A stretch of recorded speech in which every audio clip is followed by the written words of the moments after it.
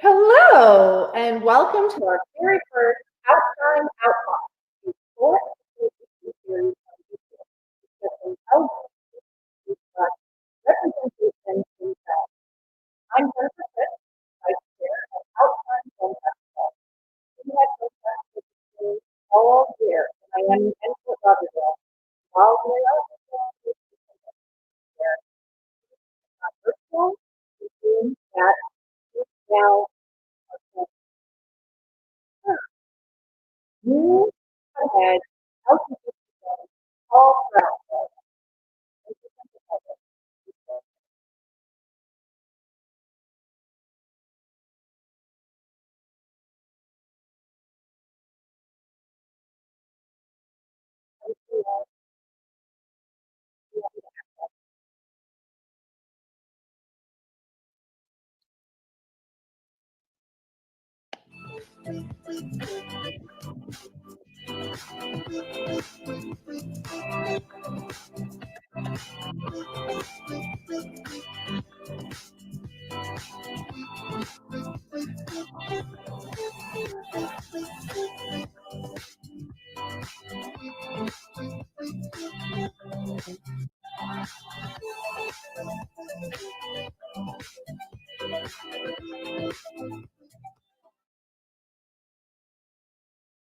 Wow. Okay, so that's our new trailer, everybody. I am so happy that we managed to get this incredible time slot of 4 p.m. Eastern, 1 p.m. Pacific on a Tuesday, because I am told this is the true prime time for people watching YouTube Live. Who knew? So we have an incredible panel, which I am now going to bring aboard. Our first lady on our panel is a woman who will be co-moderating. She requires very little introduction for Floridians. She is a legend on South Beach, although now she has moved to St. Pete. She has emceed events from Pride to Aqua Girl to the film festival. She is the original Karen, while at the same time, not a Karen. Please welcome Karen Brown. Oh God, thank you, Jen. I miss being within a driving range from you. Hello, welcome from St. Pete. How's everybody doing? Nice to see you guys. How's the weather over there? It's quite beautiful. It's a sunshine city, so we're very good. Things are good here. I'm actually on the committee now, the screening committee for the Tampa International Gay and Lesbian Film Festival, so that's fun. And I'm super happy to be participating in this today, so thank you for having me. And by the way, in case you were looking to buy or sell real estate here, I am a realtor in St. Pete. So I'm happy to serve all of your real estate needs. Please feel free to call me. 1-800 buy a house. Anything else? Just kidding. Service? No? Nope, that's it. I'm a Virgo. Ah, okay, so you clean houses too. Something like that. Okay, so the next woman on our panel has been a real pioneer for lesbian rights and visibility. She is the subject of the incredible documentary playing on August 27th in our virtual festival called Ahead of the Curve. And she is the founder of Curve magazine. Please welcome Franco Stevens. Hello, Franco. You know, let me jump right in here. Oh, that's better. Because there are two of them right next to each other. So let me also introduce the next person. She's a very accomplished lady. She's an actress who's played in movies like The 421 and the very popular lesbian series, We Have to Stop Now. Not only a pretty face, she has her PhD in education and serves as the CEO of the Kenneth Rainin Foundation. And she's the director and co-producer of Ahead of the Curve, and also Franco's wife. So Jen Rainin and Franco Stevens together. How are you, ladies? We're great. Oh, we're good. We're happy to Thank you for having us. We're really excited to be part of the festival. In California, it's hazy because of the fog, the smog there in California. The video's hazy. Oh, it is? How bad? Well, I think you guys look fantastic with that filter. Great filter. So Okay. I just want to say, just to start this off, being a woman very, very, very, very young.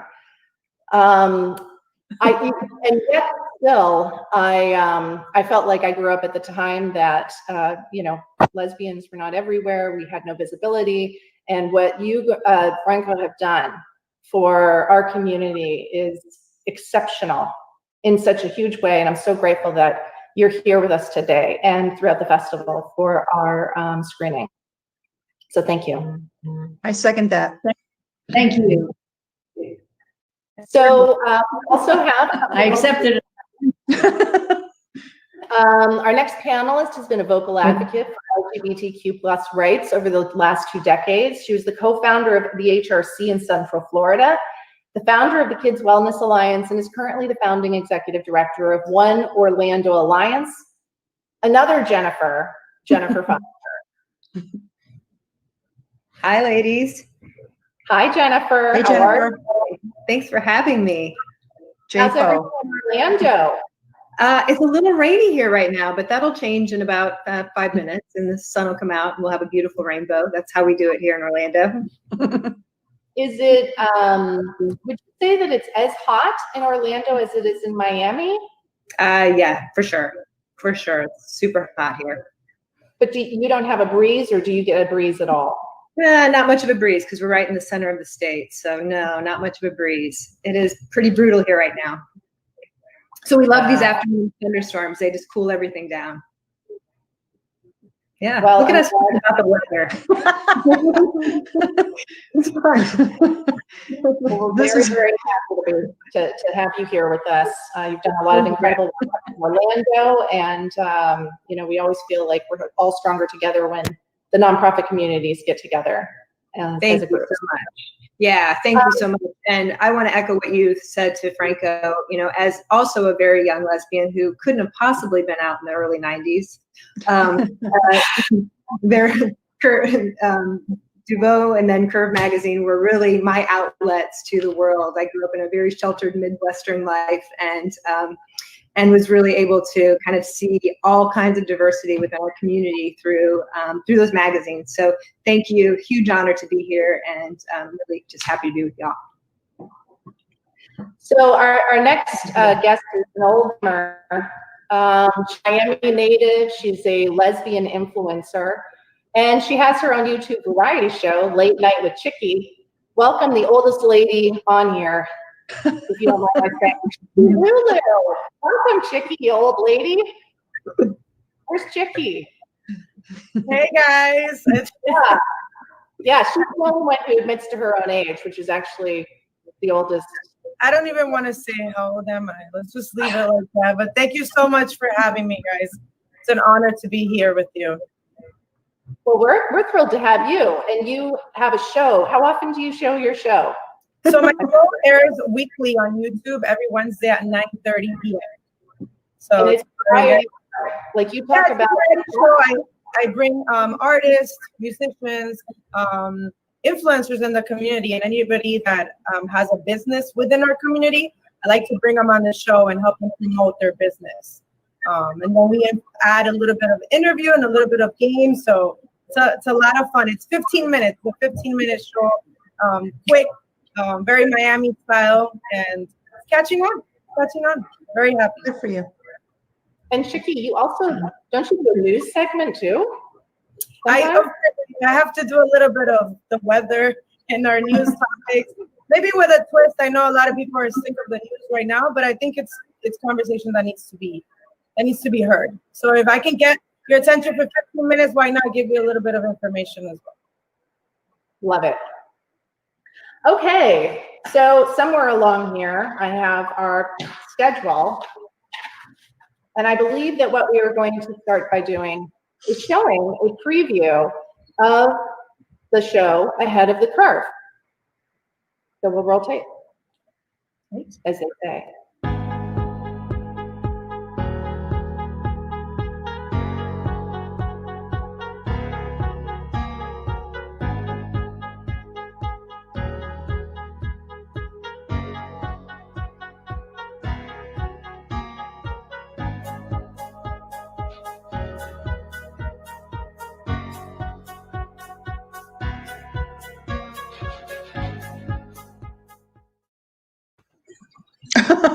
Oh, That was fantastic. And now I won't know my numbers.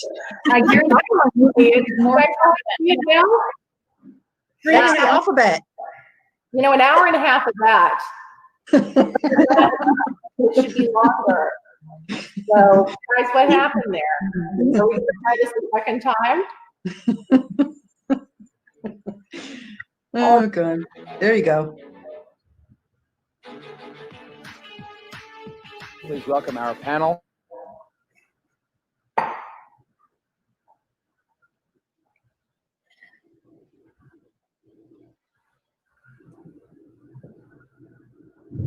The magazine for lesbians anywhere. She decided I'm gonna make one. That's total rock and roll.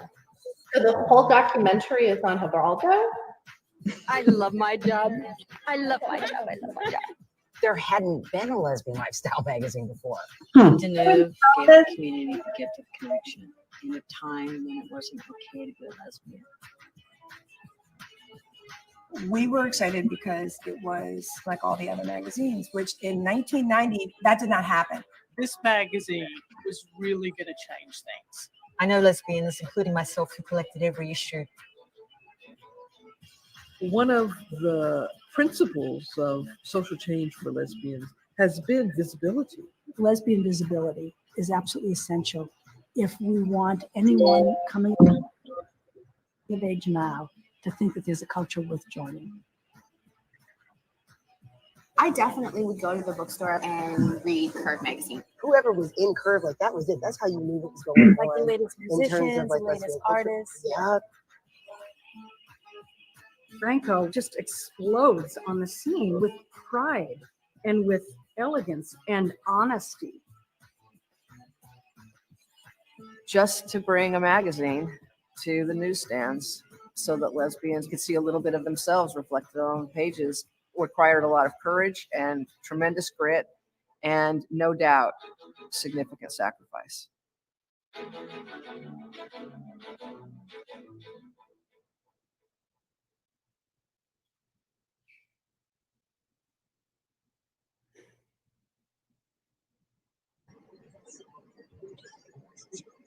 Okay.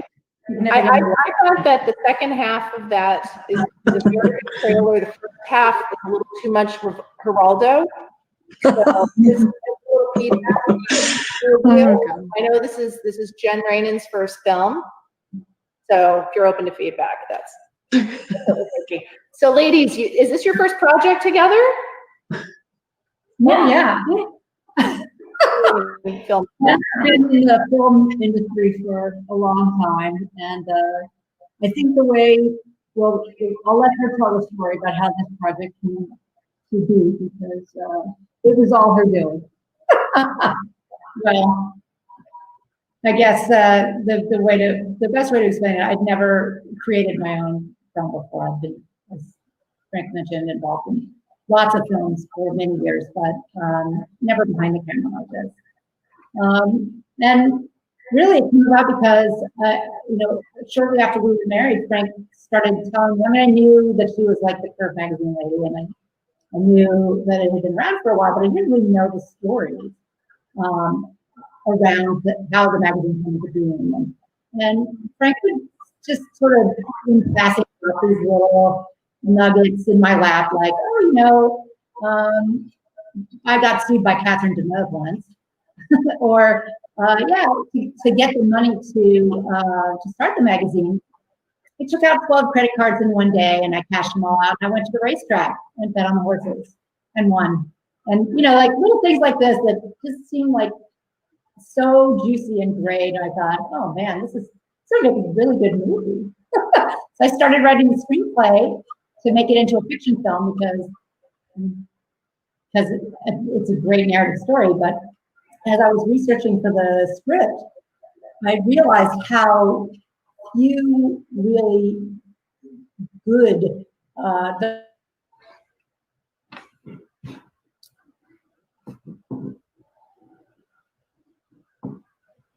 They're holding so still. She's deep in thought. Deep in thought.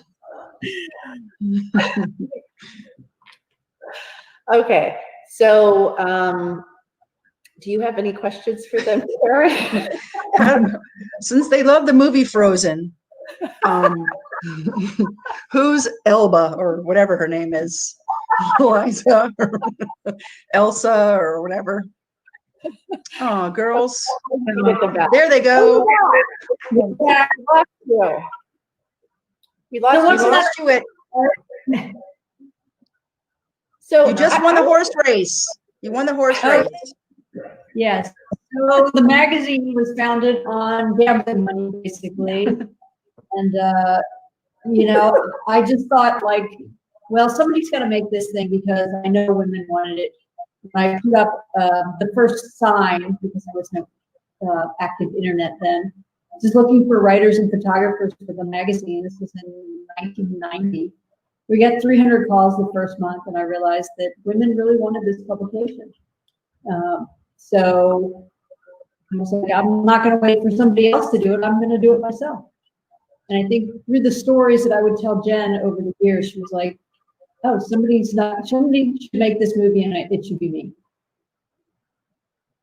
And then Frank just was incredibly generous with opening up her own archives, all of her years of photos and footage, and you know, just bringing this story together. It felt such a deep responsibility to the community to share a really important piece of our history. You know, we don't tell our stories well. We haven't. I mean, the vast majority of queer film is about men and tells men's stories, which is fantastic. But it's, you know, there's a bunch of women out there whose history hasn't been well captured yet. And this felt a really deep responsibility to tell it well. And it's such a fun story. I mean, my gosh, it was such a joy to create. Also good. There were so many great moments in there where you saw so many people from the 90s and 2000s who made such a huge impact on our lives. How long have you guys been together?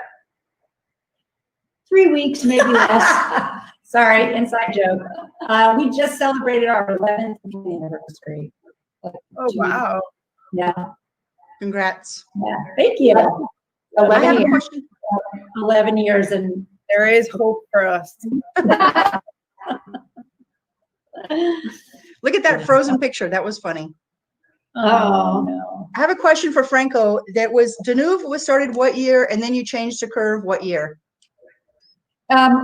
We launched the magazine in 1990. The first issue officially came out in May of 1991. And in 1995, we changed the name from Danube to Curve. Oh, wow. Okay.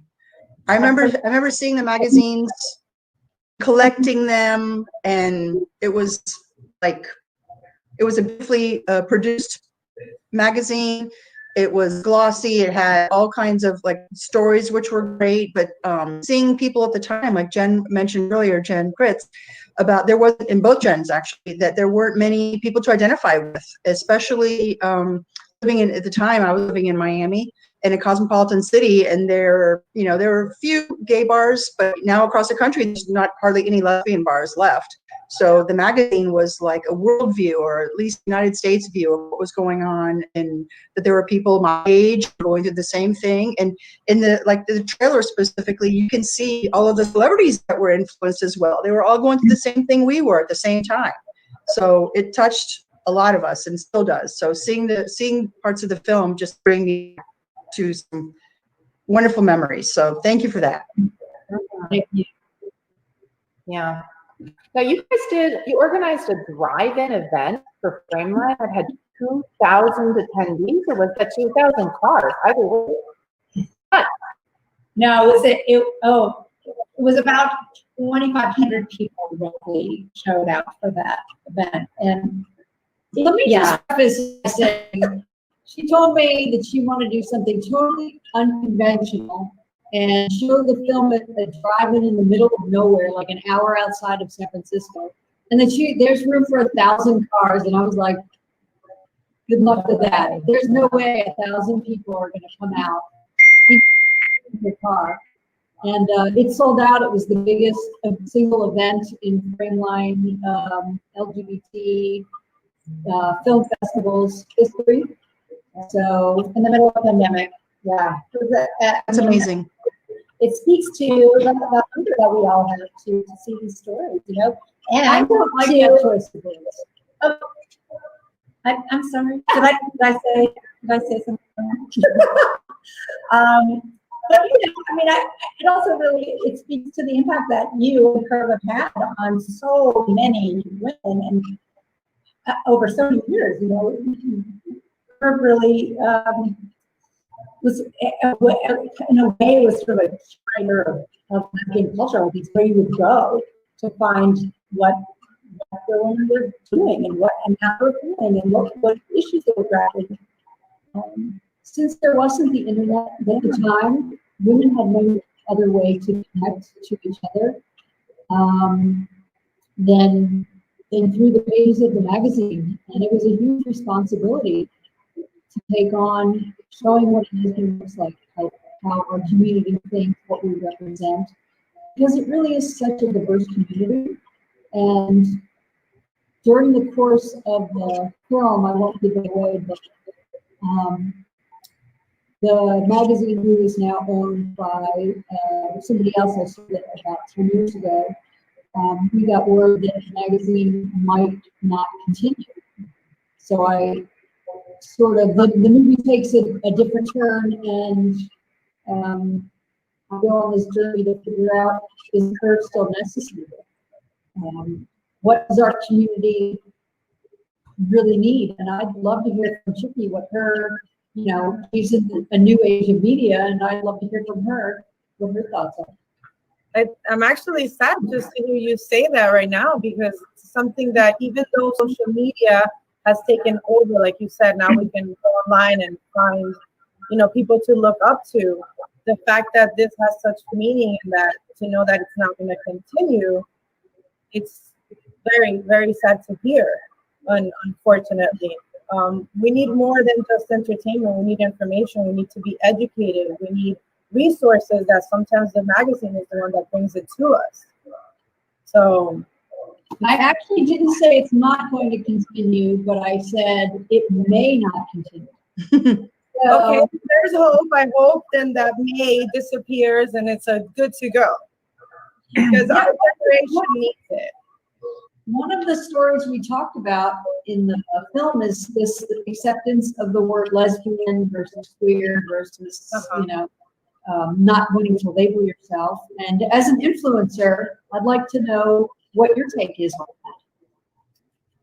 that. It's hard to talk on the subject because a lot of people become offended with it. I know that we fought very hard to have the lesbian label put on us, and now the new generation doesn't want to be labeled as much or have more than one label.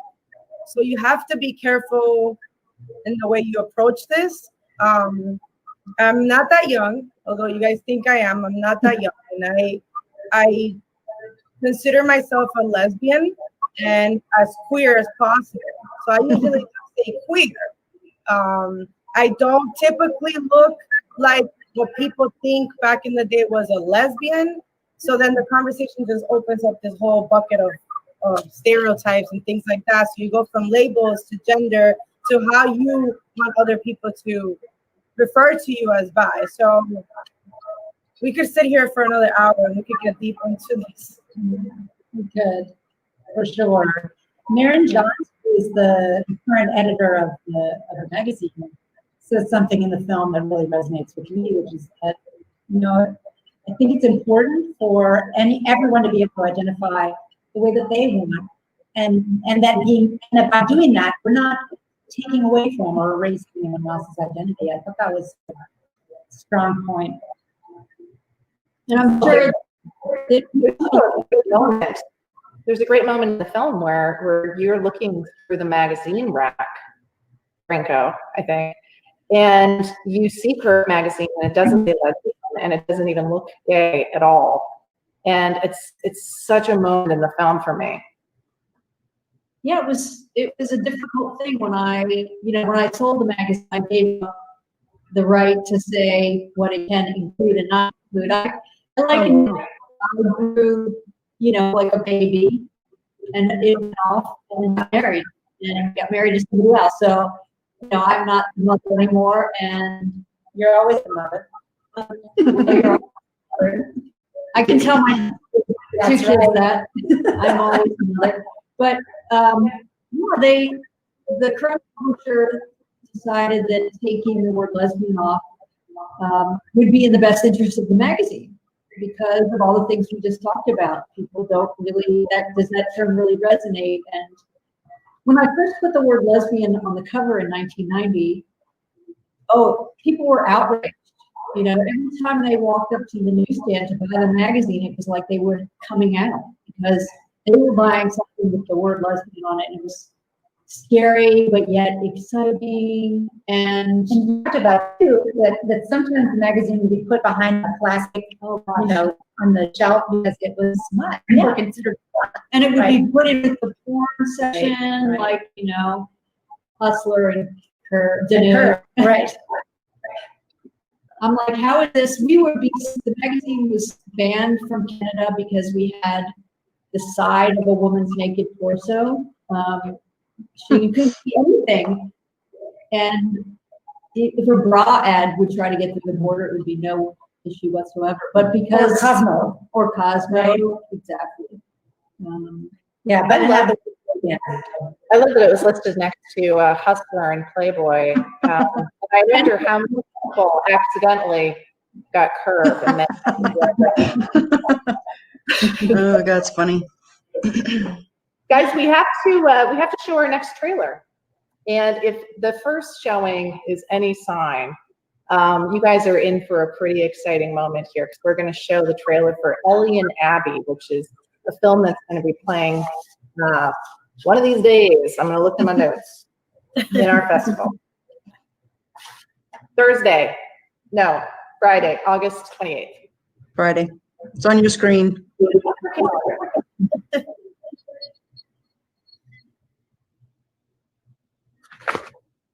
I'm putting it out into the universe that I did not just like a post from 6 months ago.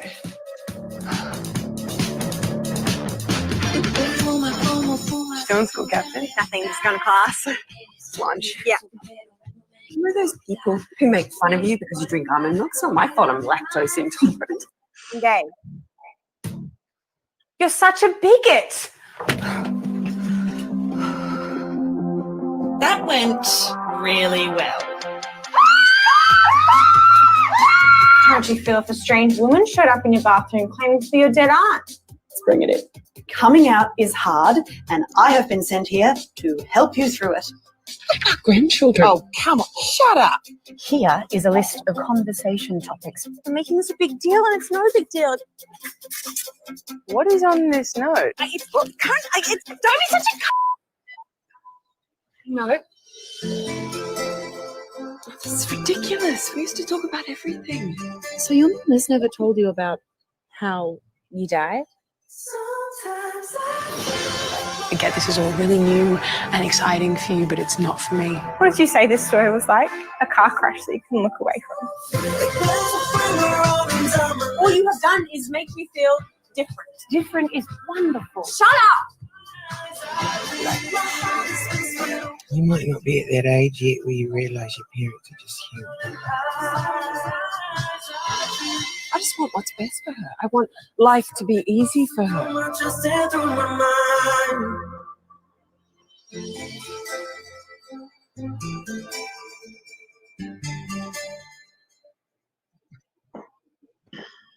Isn't that I great? love that trailer. Oh my God. I watched it yesterday. I saw the whole film. It's so good. It's really cute. And I wanted to turn over to Jennifer Foster and Chicky Lulu and talk about how, how you feel seeing gay life on the screen. And is this something that you have, grown accustomed to yet? Jennifer Foster, talk to us about maybe the earlier days when you didn't get to see so much. Yeah, I'm becoming accustomed to it. I'm really enjoying it. my other hat that I wear is I've been a writer, producer, director for 25 years and had my own production company for 21 of those, and mostly in the corporate world. So, but I've always really looked to see our lives represented on the screen, and have found that lacking in a lot of ways. And so what I loved about the work that Jen did with Ahead was it really reflected kind of the history of our movement, and I love that. What I'm so excited about now, and I think is most important, is that there are so many people that are openly identifying on the gender spectrum, and there are such less stereotypical boundaries around gender and sexual orientation, and that gender fluidity is starting to become more and more mainstream, and film and television are really beginning to amplify the stories of our community, like in really authentic ways, really embracing the diversity within our community. So I'm excited about that. I have I don't watch a lot of programs really, whether it be film or series. So I reached out yesterday to a trans lesbian friend of mine and said, name all of who's really into film and television. I said, name all the transgender actors that you can think of. And she rattled out a list of like 15 people and the work that they're doing. And so I was making lists, because I want to watch all of these shows. But I think we're seeing trans people, we're seeing lesbians, we're seeing people really step into the power from a producing and directorial standpoint, and casting folks from our community. So that authenticity is coming out. So we don't need to see straight people playing LGBT people anymore. It's really part of our community now. And so I'm really excited about that. I think that's a big change that's happened just in the last, 5, 6, 7, 8 years. I mean, I really think that things have transformed quite dramatically over the last few years. Chicky Lou, what about you? Going off of what Jennifer just said, I like that she's correct. We now have new actresses and actors in these films that we can look up to. When you were younger, we would wish that our favorite actor would play a gay role, right? And now to see film like this and how they made the twist of the comedy aspect to it, I think it makes everyone connect a little bit easier to it. So I wish I had an aunt that would have guided me through my first love experience. It would have gone a lot way easier than it really did. So I think it's awesome that these films we need to throw them out there, and the world needs to see them, because a lot of people can relate for sure. Chicky, what was your first LGBT film that you saw? Oh my God. I probably can't even remember, to be honest. I remember being more into the series, and like I'm Colombian, and I remember a novella, actually a soap opera, and to me that was my movie, and they had a lesbian couple in it, but they wouldn't let us even watch it. We'd have to, because they was like kind of they're gay, like we knew they were gay, but it wasn't portrayed that way. But we knew in the novella that it was happening. So I think in the novellas was my first eye-opening to anything close to being filmed. Oh, wow. Jen Foster, tell me, what was the first LGBT film that you saw? Oh boy, that is a really good question. I'm not sure I even have an answer. I'm just thinking about Bound, I think was like the first one I remember, but it had to be something before then. But I don't remember. That was like 60 years ago, I think. Aaron Brown. They had just invented TVs back then. That's right. That's right. So that was really wonderful. But I remember Personal Best, and I wish I remember the actual year, because I think I was maybe 16 or something like that at the time. I remember it was on television, and dying knowing it was what it was about, and waiting for my mom to leave the room because I was so embarrassed, and I was beat red that it was on, but I was like praying to God. I had seen it in the TV guide. You couldn't wait for it to come on.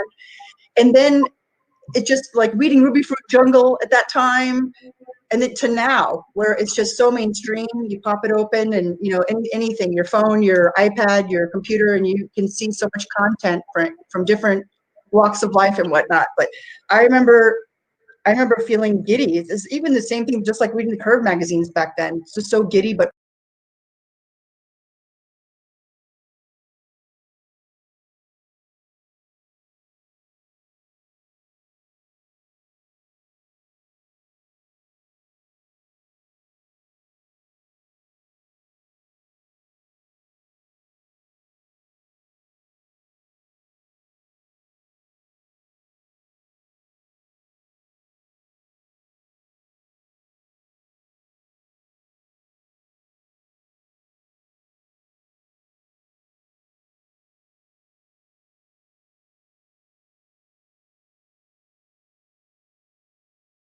production company for 21 of those. And about for that one.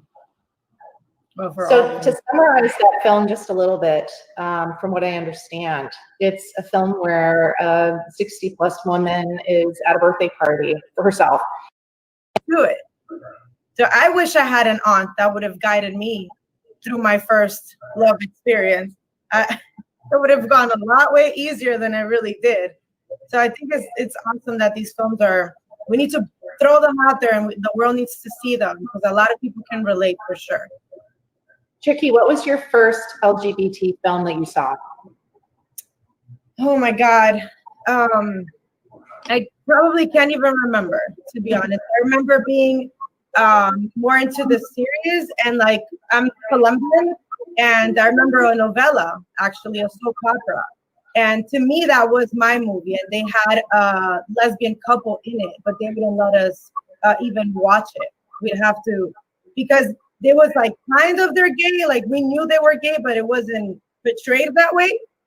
But we knew in the novella that it was happening. So I think in the novellas was my first eye-opening to anything close to being filmed. Oh, wow. Jen Foster, tell me, what was the first LGBT film that you saw?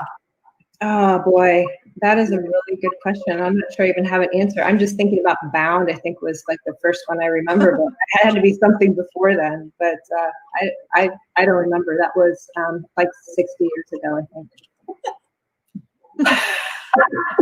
Aaron Brown. They had just invented TVs back then. That's right.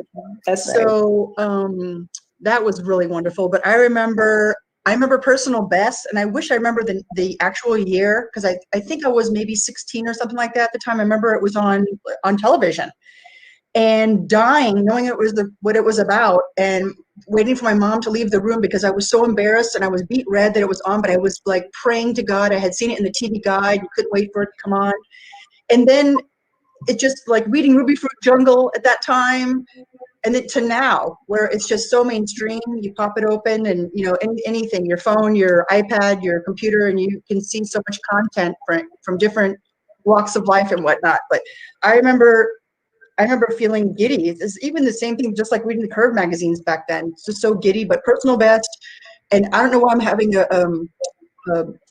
a brain stoppage right now, but the one that we've all seen, it was a rite of passage about the ranch.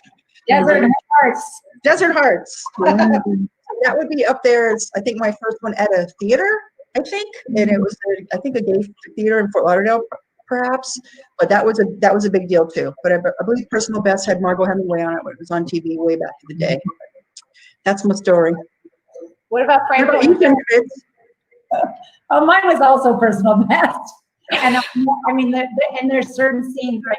I mean, look, we remember these because there were so few. Yeah, for sure.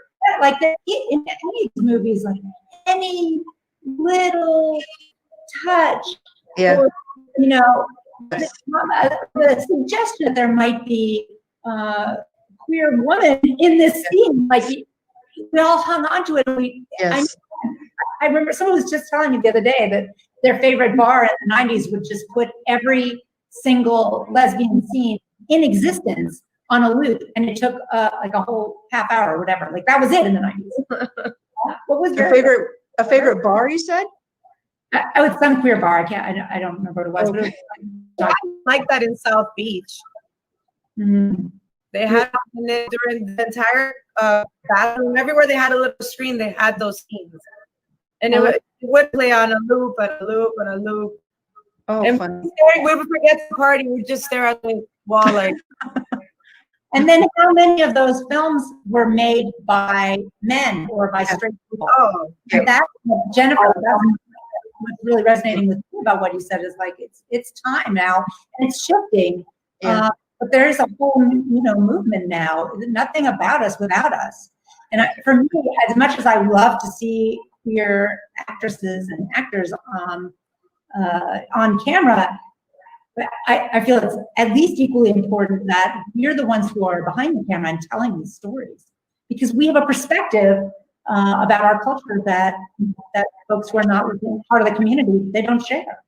So we're able to tell them in a different way, in a way that resonates more deeply, I think. I think that's a really good point. Franco, what was your film? Do you remember? Well, I definitely saw Desert Hearts and House of Best, and I don't remember which came first. I do remember going to the San Francisco Gay and Lesbian Film Festival and watching Fun and Girl shorts and just being like, because it's Frameline, right? yeah, Frameline. Oh my God, this is incredible. And thinking what it must be like to be behind the cameras and tell our own stories. And in a way, I felt like that's what I was doing, just not with the video. That is what you were doing with the magazine. That's what you were doing. Exactly. Yeah, for sure. Wait, and you did not even bring up the hunger. Well, yeah, the hunger. How did you bring that up? That was, first of all, I know that we're there's a little bit of a moment here. We know that Genove is not nothing to do with Catherine Genove.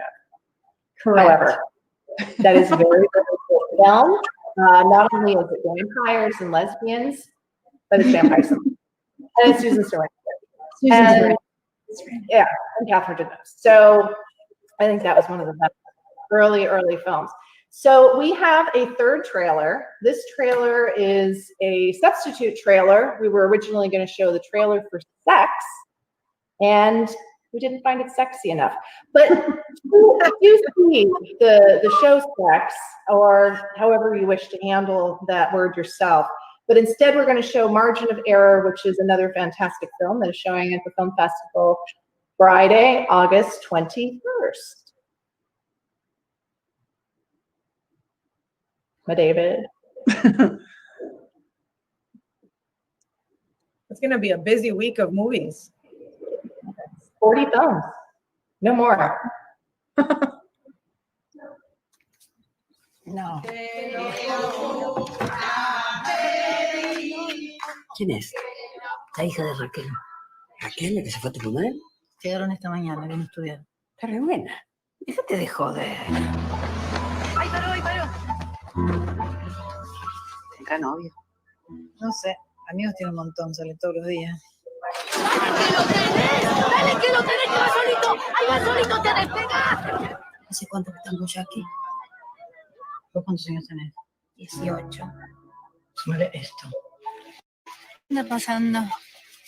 ¿Y el amor? Nos vemos. Adiós, señora. Chao.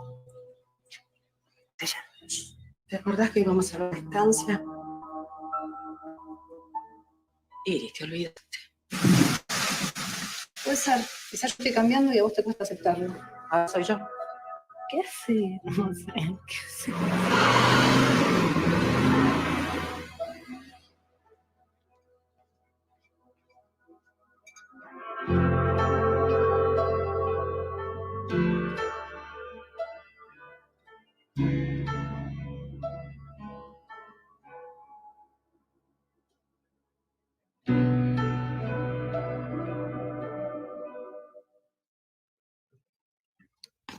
That looks good.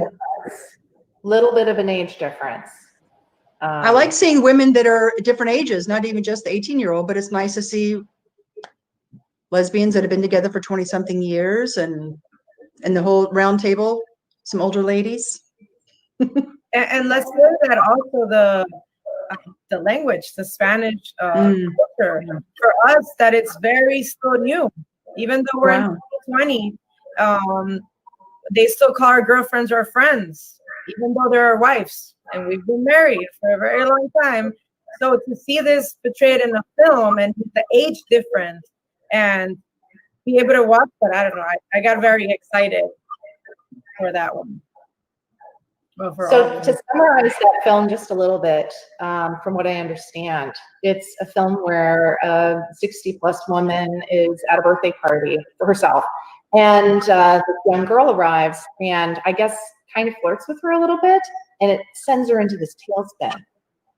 And all of a sudden, this woman who she's been with for so many years, she's, doubting if she wants to stay with her partner of so many years. She's actually thinking about straying to this young thing. And it's about that. I find it very intriguing, but I haven't screened it yet, so I'm going to check it out. And I guess I don't know what country that is, but I'm guessing it's not statutory rape.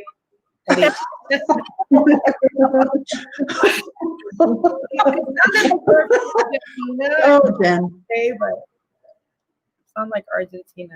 It's probably very comfortable. So what film are you girls looking forward to the most at the film festival? And by the way, Jen and Franco, I'm very interested to hear if you have any really great films at Frameline. Oh my goodness. Sorry, I hate this. You know, when you just like forget everything that you know. Somebody asked a question. Well, I haven't seen the lineup yet for this festival, but I'm pretty excited to see what's on the docket. Gosh, what did we see? We saw a bunch of films. Mucho was there. Yeah. That was fun. That's a great one. Gosh, I don't know. What else? Okay, this is super embarrassing, but I'm blanking out on the names. Listen, then what about this, ladies? What did you have for lunch today? What lunch? What did you have for breakfast? You're in California, you're in San Fran. Do you grind your own beans from your farm out back, or how does that work exactly in San Francisco? Grapes. You what? You do slow drip? Just grind our own grapes. Make our own. How about that? But we don't usually have that for breakfast. Not usually. I think as soon as it finishes, you'll remember 12 films. So of course, I want to know what films you all are excited about in this festival. Yours, obviously. We're very, very excited about yours. It's a lesbian time capsule. Can't wait to see it. I've only gotten to see the trailer and some interviews about it, so I'm super excited. And if anybody out there, you know, I know that when we screened the trailer here, it didn't go as smoothly as we hoped, and there was a lot more Geraldo than is actually in the trailer. Maybe we could try it again. Well, sure. You can go to our website and find it at curvemagmovie.com also. Yeah, we also have it on our website as well, because I having screened it, don't remember that much of Geraldo, but I do remember the part where he said we have a panel of dyke, which I thought, oh, that's a nice. How do we feel? We just talked about whether lesbian was something we identified with. How are we identifying with the word dyke on this? Let's start with Jennifer Foster. With what? I didn't hear the question. Sorry. The word dyke. Oh. And then you throw to me. So I'm going to go back to the previous question, which was about the film that I've been looking forward to, because I don't really know how to respond to the dyke question. So I did have a chance to screen Ahead of the Curve, though, on Sunday. I watched it, and I loved it. And Jen, I think for your first film, it was incredible. And that's saying a lot, because I'm really, really really critical about documentaries, because I love documentaries, and when they're done really, really well, they just, you know, take you to another place. And this really did that. And I felt like it, you know, really was a really great historical, you know, view of Franco's life. And I loved all of the voices that were there, and all of the love that was packed into those stories of, you know, just your collaborators over the years, and people that you can tell are just lifelong friends who have such, you know, you have such close, strong bonds with. That really came through. It really resonated. And I thought it was an incredible film. So great job. Jen. Thank you. And I'm glad that came through how many people, you know, Frank collaborated with over the years. I mean, from day one, she was always very careful.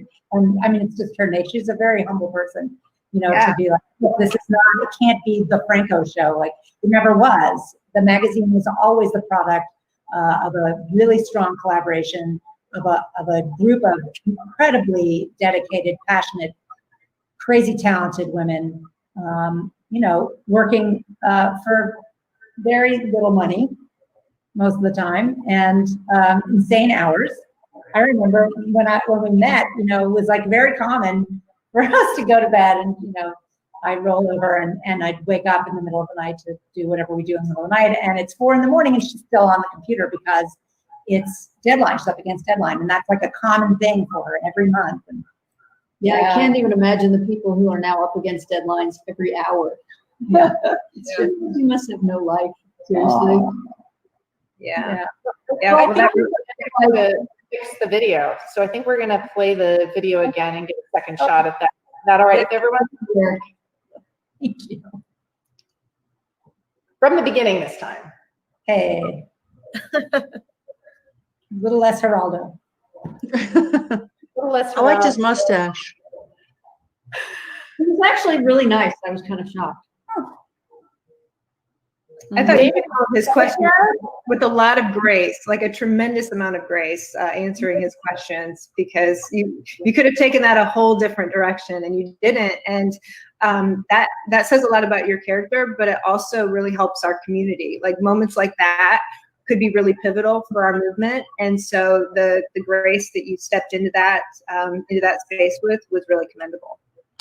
Thanks. You know, he was actually quite nice, but there were some haters in the audience, and they gave them open mic. So, oh wow, you know, they were not very strict. So it was kind of easy to, yeah, like the guy who gave a hard time for wearing a men's suit.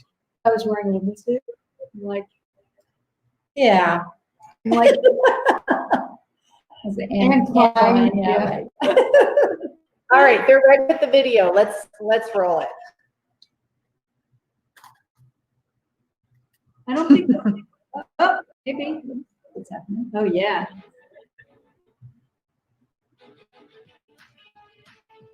Please welcome our panel of Howard Dykes, Francis Stevens, publisher and editor-in-chief of Deneuve, the hottest lesbian magazine.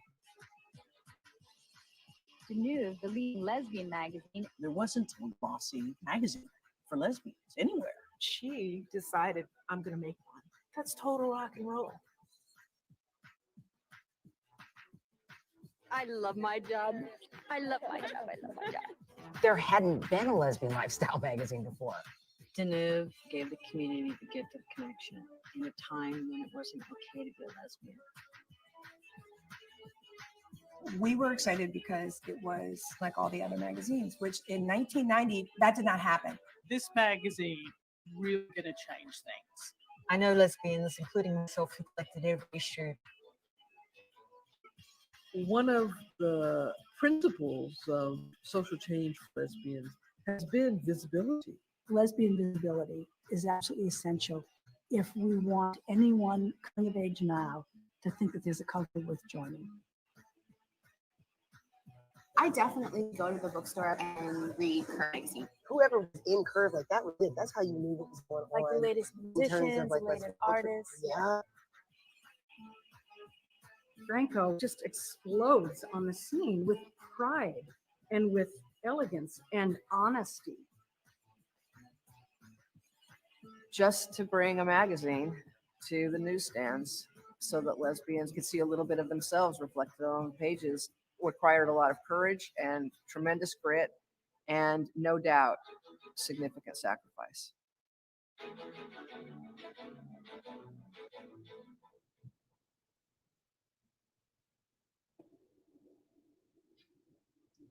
Yay! Wow. Yay! That is such a great show. I hope everyone's going to come and sing, you know, Thursday and let's see, Thursday the 27th, and hopefully we can do like a legit long Q&A with Jen Rainin and Franco Stevens and really get into some of the nitty gritty of all the questions that are going to come up with regard to that. I mean, and just an amazing documentary and so nostalgic. So thank you, ladies, so much. And, you know, we have to mention here a few boilerplate things, if you don't mind. Number one, our film festival, the virtual edition, is going to be on the 20th of August through the 30th. And we have a giveaway thing going on right now. So apparently, for those of you who happen to be watching,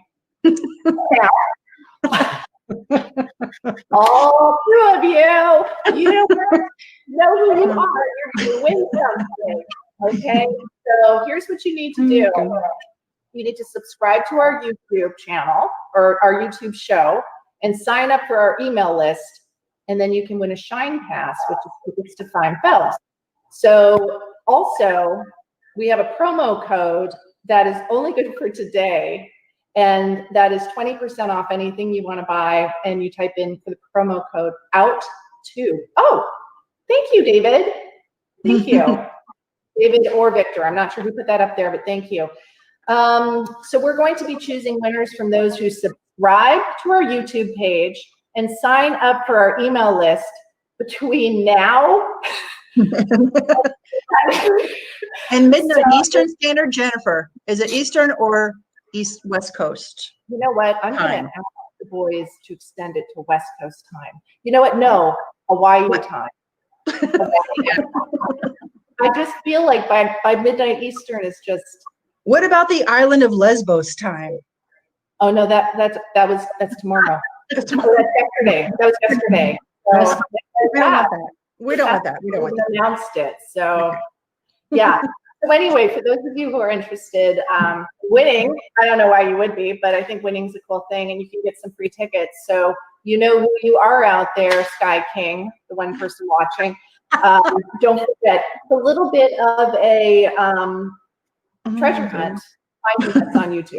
Just go ahead and find it, figure it out. OUTshine Film on YouTube, subscribe, and then also sign up for our mailing list before midnight. Hawaii time, no problem.